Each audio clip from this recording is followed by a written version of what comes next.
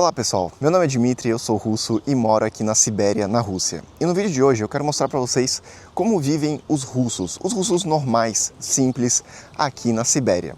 Vou te mostrar a cidade, vou te mostrar um bairro comum e te mostrar onde os russos passam seu tempo livre, o que eles fazem, onde passeiam e que tipo de infraestrutura você vai encontrar morando em um bairro comum aqui na Rússia. Então, essa Rússia que ninguém te mostra e que hoje eu vou te mostrar em primeira mão. Então, vem comigo, vamos embora. Bom, como vocês podem ver, o verão chegou aqui na Sibéria. E com a mudança das temperaturas, porque agora a gente está passando por uma onda de calor terrível e está fazendo 36 graus de calor, também vem a mudança, obviamente climática, mas o mais importante, a mudança na paisagem, onde a gente tem uma diferença extrema daquilo que vocês viram nos meus vídeos anteriores, porque vocês estão vendo agora. Uma coisa da qual não me canso aqui nos bairros da Rússia é a quantidade de áreas verdes, porque a quantidade de parques, de áreas arborizadas é realmente surpreendente, ainda mais quando você pensa do ponto de vista da prática, porque a maior parte do ano aqui faz muito frio. Você tem basicamente 2 ou 3 meses apenas onde você realmente tem áreas verdes, como onde as árvores florescem e aí fica tudo verde. E aí você pensa assim, tá, mas se é tão poucos dias, tão pouco tempo em que a gente tem as coisas floridas e verdes, por que tem tantas áreas verdes aqui na Rússia? Isso se deve, em grande parte, ao planejamento urbano da época soviética, que previa que todo bairro deveria ter suas próprias áreas verdes, parques, árvores, jardins e espaços de convivência coletiva. A ideia era garantir qualidade de vida e bem-estar mesmo nos centros urbanos, promovendo o contato com a natureza como parte do cotidiano. Além disso, os próprios russos têm uma relação cultural profunda com a natureza, seja o bosque, o rio, o gramado ou a dacha, a famosa casa de campo dos russos. O ambiente natural é visto como um refúgio emocional, um lugar de paz e reencontro consigo mesmo. No verão, onde estamos agora, quando o sol finalmente aparece e os dias ficam mais longos, essas áreas se tornam o coração da vida urbana. As pessoas tomam sol, fazem piqueniques, leem, caminham ou simplesmente descansam nos parques. E aqui esses espaços não servem só para o básico. Até atividades muito fora do comum acontecem, como corridas de veleiros e barcos de corrida de controle remoto, que eu mesmo presenciei perto de casa. Aparentemente estava rolando um campeonato, e o mais curioso é ver como essas pequenas práticas ganham vida nos meses de calor. Mais do que um detalhe paisagístico, as áreas verdes na Rússia fazem parte da alma, do cotidiano do povo e do jeito russo de viver o mundo, com mais silêncio, contemplação, muitos passeios e conexão com o ambiente ao redor.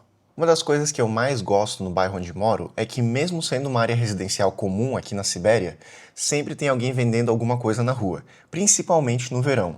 São geralmente senhoras ou velhinhas que montam uma mesinha simples perto do mercado ou na calçada e vendem flores, frutas, legumes, cogumelos. Tudo muito fresco vindo direto das dachas, as casas de campo das quais falamos antes, onde muitos russos cultivam o que comem. Eu sempre aproveito para comprar algo, sai mais barato do que no mercado e ainda ajuda quem está vendendo. Esses dias, por exemplo, comprei um buquê de flores lindas para minha namorada e ela adorou. É esse tipo de detalhe que mostra como, mesmo em lugares simples, a vida aqui tem muito charme e personalidade. Eu cheguei no ponto de ônibus e uma coisa que eu gosto nos pontos de ônibus aqui é que eles têm esses painéis aqui que mostram quanto tempo falta para chegar o ônibus que você tem que pegar. Então o meu é o número 85, que chega daqui a 10 minutos. Então é só esperar aqui 10 minutinhos nesse calor e o meu ônibus chegar. Em todo lugar você vê esses patinetes aqui. Isso aqui é mais um estacionamento, você vem com o seu aplicativo e usa. Eu sei que no Brasil, ultimamente, estão começando a aparecer cada vez mais e mais esses patinetes nas ruas das cidades brasileiras. E uma coisa interessante que talvez vocês não saibam, a maior parte das empresas de patinetes, até onde sei basicamente todas que tem no Brasil, são russas. Então, se você usa esses patinetes elétricos, você está andando, está literalmente usando uma empresa russa que está aí na sua cidade. O transporte público na Rússia é muito presente e variado, mesmo fora das grandes cidades. Aqui no meu bairro, por exemplo, dá para se locomover com facilidade usando ônibus, trólebus, bondes ou aplicativos de táxi. O trólebus é um tipo de ônibus elétrico que funciona conectado a fios suspensos. Ele é silencioso, ecológico e bastante comum em muitas cidades russas. Os bondes também ainda circulam em várias regiões, inclusive aqui na Sibéria, e tem aquele charme soviético misturado com a praticidade. É claro que a frota dos bondes deixa um pouquinho a desejar, porque afinal de contas muitos deles são antigos, da década de 80, ainda da época da União Soviética. Mas aos poucos a frota está sendo atualizada e novos bondes estão sendo lançados. Inclusive a Rússia tem investido pesado na produção de bondes de forma local, bondes modernos, atualizados, com ar-condicionado, né? Mas, por exemplo, agora eu estou andando num bonde de uma versão um pouquinho mais antiga. Eu chutaria que é dos anos 80/90. Mas, assim, é confortável, é um meio de transporte ainda prático e muito, muito barato. Então, eu acho que é sempre bom a gente ter várias alternativas. E também a gente tem que ter noção de que as coisas não acontecem da noite para o dia. E as modificações, as atualizações, elas vão acontecendo aos poucos. Então, às vezes eu vou num bonde que é mais moderno, mais confortável, com ar-condicionado, e às vezes eu pego um da frota mais antiga. O importante é que a gente tem sempre uma melhora visível, ou seja, aos poucos as coisas estão melhorando. Se você prefere algo mais moderno, existem os aplicativos de transporte, como o Yandex Taxi e o Maximo, que funcionam de forma similar ao Uber no Brasil. Aliás, o Maximo já começou a operar em algumas cidades do Brasil e aos poucos vem ganhando espaço por lá também. Mas, voltando ao assunto dos ônibus, uma desvantagem, no entanto, é que os ônibus são projetados mais sendo pensados para o inverno e para o frio do que para o verão. Ou seja, eles têm aquecedores potentes, mas pouca ventilação. Então, nos dias mais quentes, o calor dentro do ônibus pode ser muito forte, e isso torna a viagem um pouco desconfortável. Mas, mesmo assim, o sistema como um todo funciona bem e atende a maioria das pessoas. Eu estou indo agora para a formatura de um dos nossos alunos, o Natan. Ele era aluno nosso, estava aprendendo russo, depois fez intercâmbio, veio para estudar russo aqui na Universidade Estatal da Sibéria, a Federal da Sibéria, e agora está se formando, né? E agora eu vou na formatura dele e vou compartilhar esse momento de alegria minha e dele junto com vocês, aproveitando aqui que eu estou na rua gravando para vocês como os russos vivem, como são as cidades russas. Então vem comigo, vamos fazer uma pequena pausa para ficarmos felizes por mais um brasileiro que está falando russo e que vai morar na Rússia.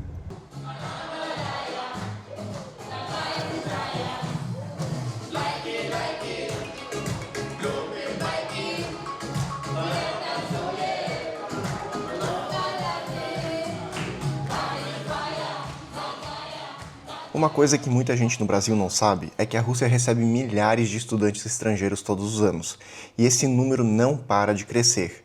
Muitos vêm de países africanos, de língua portuguesa, como Angola, Moçambique, Guiné-Bissau, Cabo Verde e São Tomé e Príncipe, com apoio direto do governo russo por meio de bolsas de estudo e acordos educacionais.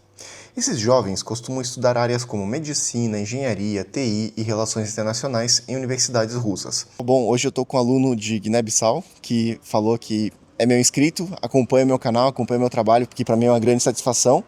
E é incrível encontrar ele aqui na Sibéria estudando russo. Então eu queria saber de você, que você se apresentasse, falasse um pouquinho de você e me dissesse o que está achando da Rússia. Primeiramente, gostaria de agradecer-te também por esta oportunidade. O meu nome é Erdilson Lopes Tavares, eu sou guinense e agora estou cá na Rússia porque eu vim estudar. Как ты говоришь по-русски? Я говорю, я думаю, нормально. Ну вот, да, то есть русский язык сложный, но у тебя все получается. É trudно, но это интересно. Ты молодец, слушай, ты молодец. O que você está achando da Rússia e se você recomenda que outras pessoas venham para estudar, para morar, para visitar esse país? Eu acho que a Rússia é um país muito bom, muito tranquilo, principalmente no que tem a ver com o estudo. A Rússia é um país muito desenvolvido. Eu recomendo às pessoas que querem estudar aqui, podem ficar à vontade. pode ser difícil. As pessoas dizem que tem muito frio, na verdade tem, e agora estamos no calor. Calor insuportável. E eu acredito que a língua pode ser difícil, mas podemos superar, podemos falar muito bem, Muito bem, com o nosso esforço. muito bem. E quais são os planos para o futuro? O meu plano é estudar aqui e voltar para o meu país, dar a minha contribuição. Muito bom. Cara, uma grande satisfação te ver por aqui. Muito obrigado. E muito obrigado por acompanhar meu trabalho. Continua acompanhando, que eu faço tudo com muito carinho Só para de ajudar. esquecer, eu aprendo muito contigo. Eu sei contar graças ao teu trabalho. Isso é muito bom, gente. Isso é uma satisfação imensa para mim, gente. Eu estou muito feliz. Cada vez mais brasileiros também vêm estudar na Rússia, seja com bolsas concedidas pelo governo russo, seja com recursos próprios. Muitos escolhem cursos como medicina, odontologia, engenharia ou mesmo áreas de humanas, aproveitando o custo de vida mais acessível e o ensino de qualidade. E o mais interessante é que a maioria desses estudantes não só se adapta bem, como acaba se apaixonando pelo país. Muitos decidem ficar por aqui mesmo depois da formatura, construindo carreira, família e uma nova vida na Rússia. Natan, então você está aí com certificado em mãos, certificado de língua russa. Qual é a sensação de ter esse certificado em mãos? Cara, eu tô muito feliz agora. A gente passa por diversas dificuldades, conhece novas culturas, pessoas novas. Então, assim, é um desafio muito grande. Então, eu fico muito feliz porque, vocês sabem, o russo é um idioma muito difícil, deve estar entre os mais difíceis do mundo, mas ainda assim, isso mostra que a gente é capaz. Eu vim pra cá simplesmente zerado de russo. Após eu vir para cá, a Troika já me ajudou bastante. Eu comecei a assistir algumas aulas online com eles. Então fez com que eu me desenvolvesse cada vez mais e melhor. Muito bem, muito bem. E quais são os planos para o futuro agora? Cara, agora primeiro vir as férias, tem que ter o descanso. Descansar um pouquinho. Mas com certeza eu quero ainda estar me preparando para setembro, iniciar bem a universidade, a graduação, né? Agora sim, começa o verdadeiro desafio, mas eu fico muito feliz com tudo isso. Acredito que vou conseguir passar por essas dificuldades da mesma forma que passei pelas outras. E, bom, espero conseguir me formar bem também. Muito bem. Passou voando, né? Porque eu lembro em setembro eu fui te buscar no aeroporto e agora você tá aí, com o certificado em mãos e pronto para continuar estudando aqui na Rússia. Sim, cara. Nossa, o tempo passa muito rápido. Então, assim, quem quer vir, sempre pensou em vir para a Rússia, seja para estudar ou seja para qualquer outra coisa. É um país com muitas oportunidades. Eu vejo, olha que eu sou apenas um estudante ainda, mas eu vejo a quantidade de oportunidades que esse país nos dá. Então, assim, vale a pena, corra atrás o mais rápido possível, corra atrás dos seus sonhos, porque é possível, cara. Muito bom. É isso aí, gente. Aprendam russo e venham para a Rússia. E venham para a Rússia. Muito obrigado ao pessoal da Troika, muito obrigado ao meu amigo Dmitry, hoje eu já considero um amigo, né? Mas porque já é. Já somos, né? Mas enfim, fico feliz demais. Abraço, pessoal. Parabéns, um grande orgulho. Se você quer estudar na Rússia com recursos próprios, a gente oferece uma assessoria completa para quem tem essa vontade. Então, qualquer coisa, manda uma mensagem no nosso WhatsApp aqui na descrição. Aqui na Rússia, os trens são muito populares. Então, muitas cidades e muitos bairros são cortados por trilhas de estradas de ferro.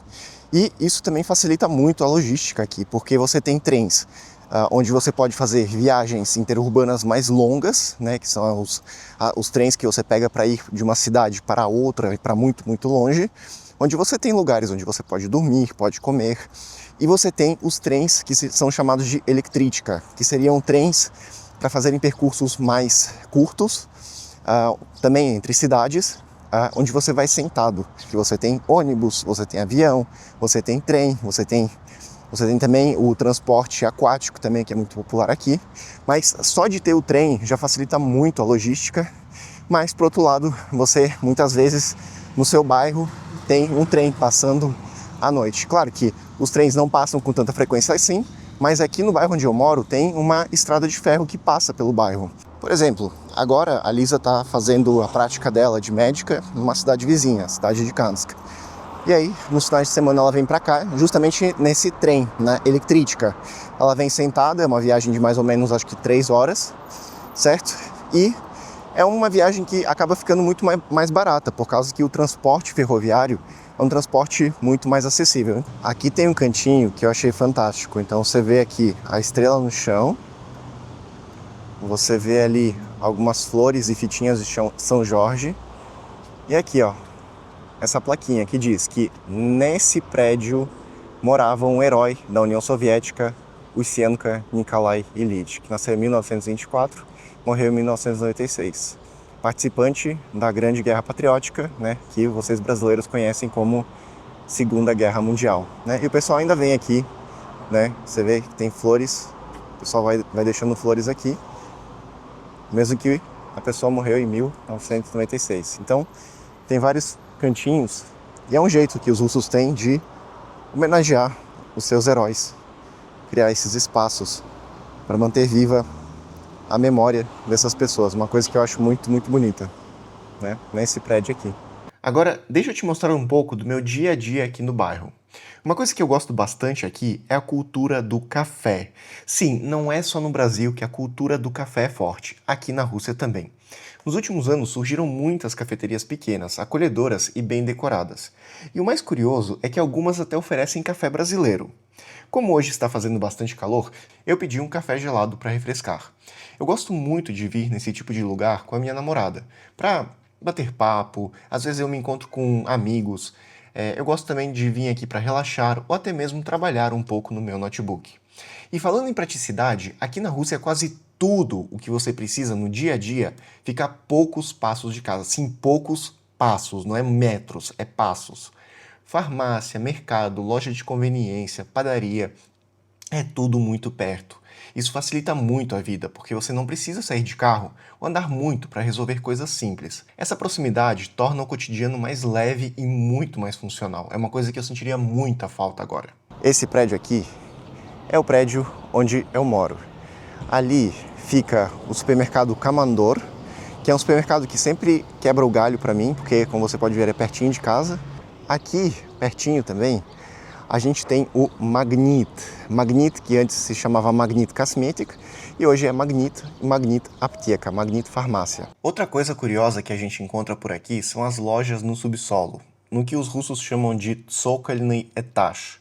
Para quem é brasileiro, isso parece bem estranho. Você está andando na rua e de repente vê uma escadinha que desce para uma porta de ferro. Mas quando você passa por essa porta de ferro, descobre um verdadeiro labirinto de corredores subterrâneos cheios de lojinhas. Tem pet shop, salão de beleza, conserto de celular, papelaria, banca de jornal, loja de roupas e até cantinas escondidas. Isso é muito comum aqui na Sibéria e não é por acaso. Como o inverno é extremamente rigoroso, muitas dessas galerias foram construídas justamente para que as pessoas possam circular, fazer compras, sem precisar ficar expostas ao frio, à neve ou ao gelo nas calçadas. E mesmo no verão, elas continuam funcionando normalmente.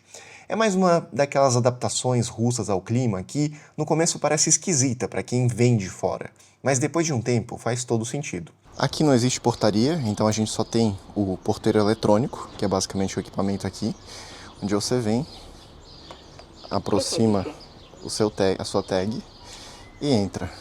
Como no inverno tem muitas... Opa, não abriu, vamos tentar de novo. Pronto.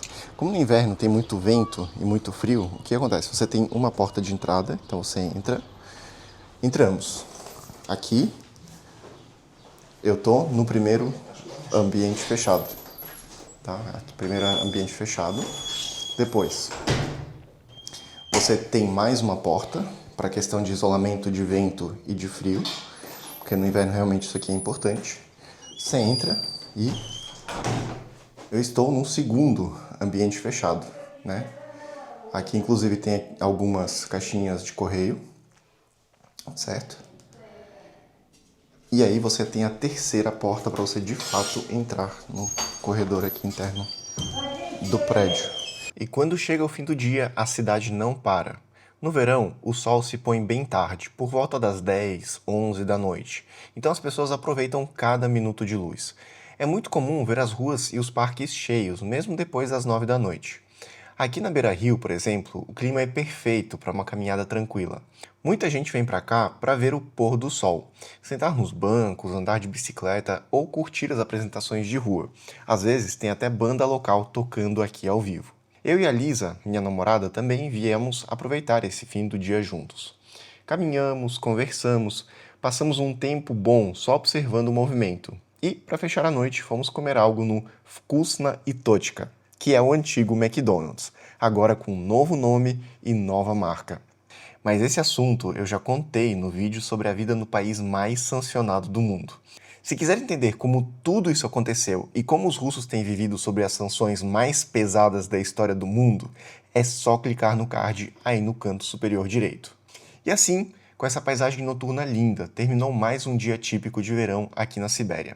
Espero que você tenha gostado de passar esse tempo comigo e de conhecer um pouco mais da vida real aqui na Rússia. E olha, se você pensa em conhecer um lugar como esse, ou até sonha em vir para cá algum dia, aprender russo é um ótimo começo e eu posso te ajudar com isso. Na minha escola, a Troika Idiomas, a gente tem várias opções para você aprender russo de verdade. Manda uma mensagem para o nosso atendimento. O link tá aí na descrição e tem um QR Code aqui na tela também. E vamos juntos realizar o seu sonho de aprender russo. Para mim é um grande prazer, uma grande satisfação mostrar o meu país e ensinar o meu idioma para você e agradeço muito a sua atenção e vejo você num próximo vídeo. Até lá, пока-пока. Реклама трусов. Что-то там Green Rosette. Он потом на видео это умножит, 300 раз обрежет, блядь, склеит и будет 500 раз отжиманий. Чего?